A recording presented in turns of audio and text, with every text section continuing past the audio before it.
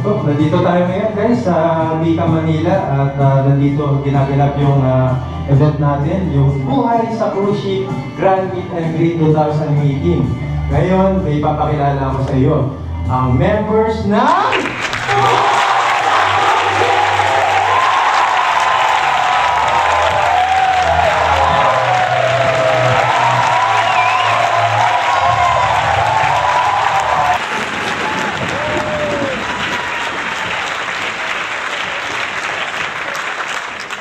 much better if we will work out our working experience sa mga hotel na talaga. Kasi sa dinami-dami ng applicants, di ba? Let's say we have 10 applicants, all of them are from hotels, di ba? So, we are hiring for one person only. Siyempre, kukunin namin doon yung mas advanced and mas maraming experience and yung much qualified.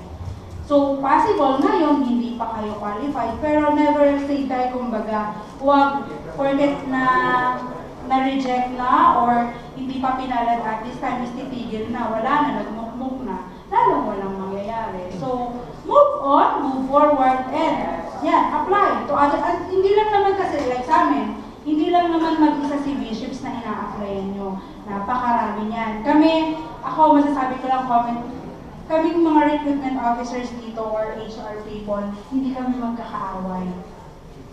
Ginagampanan namin and as much as we want, yun naman pinaka-goal ko yun as a recruitment officer na makapag-hire at makapagpasok ng tao ng Pinoy sa mga kumpanya natin. Okay? Ayan, maraming salamat. Salamat mo sa mga tech. Yes. At saka nga pala guys, meron tayo diyang mic. Kung meron kayong question, please feel free to go there and ask. Nandito na ang opportunity. Huwag kayong mahihiyan. Since ikaw yung matapang, may bibigay ako sa iyo. Ayan, para sa ito. Ayan. Ayan. Good afternoon, Mama, sir. My first question is, sinasabi nila at least pinakamalupit na experience is 2 years. Qualified na ba yung 1 year experience sa isang 5-star hotel para mag-apply na qualified na ba sa at least 1 year? Okay, thank you for your question. Sa any department, Bellman or F&B. Thank you. So for me, yes, it is, especially in the entry-level positions. So, yeah, for example, entry levels, what are those positions like utilities, cleaners. Yeah, got utilities, cleaners, buffet, mess attendant. So I think I think we will consider for sure. Because you came from a very good company which is a 4 or 5-star hotel. So I know the standards are different compared to other hotels. So it's nice. Yeah, addition, syempre, you had your 1 year experience, but we will check if which department talaga yung ina-apply mo. Let's say you are working as a waiter, then you are applying for different positions like housekeeping or even utility mo. We cannot hire you for that. What we will do is we will based on your experience, then ila-line up namin. Hindi pwedeng gusto ko ito applyin ko. So actually, very important talaga yung hindi lang recruitment hiring. Recruitment, parang consultancy na you have to mag-guide kayo. You will be guided kung ano dapat yung ina-applyan nyo. Pero as an advanced kit, you must apply related kung ano yung background or working background nyo. Like, if you are working in the galley, back of the house, you want there in the restaurant, at this time wala talaga.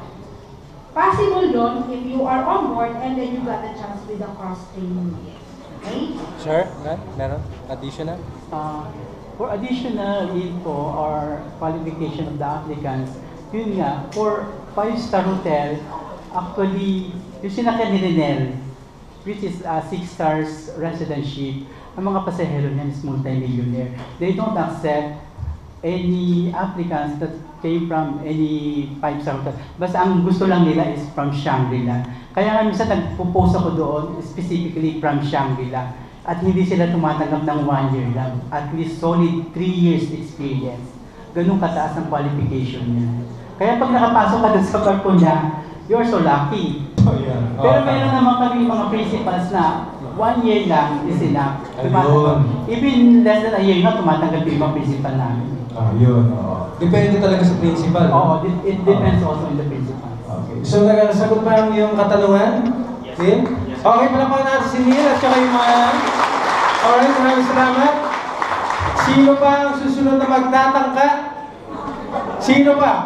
Sige, tayo dito, pumunta lang dito. Sige, subukan mo lang. Subukan mo lang, sige. Okay, dahil ikaw ay nagtangka, napaka-advantage mo, nagyan ka sa first seat. Ito, para sa ito.